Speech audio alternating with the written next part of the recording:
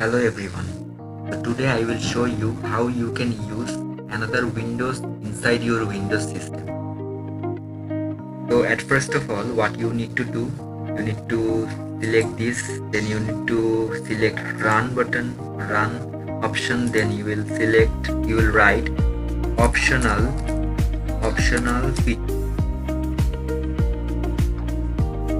Then this pop-up message will come, then you will select from here Windows Sandbox and you will select virtual machine platform. Okay, so you will just click on this button and Windows Sandbox. It's you are done with it, and then you will press OK. So then you will be rebooting restarting your system or Windows. Like you will go to this button, then you will select restart. Okay, so you will be restarting your computer or your laptop or your TV. Okay, done.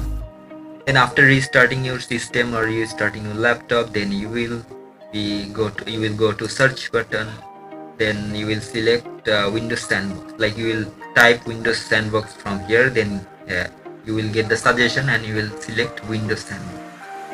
After opening the Windows Sandbox, this type of image you will be shown. Okay, so you can see from here I have a window already which is running and another window I can use now according, right? So you can use from here, like you can show to your friends, like you can use virtual box or virtual window within your window without installing any other software or other applications or other tools. So it's the built-in system, so you can use it like free or free of cost.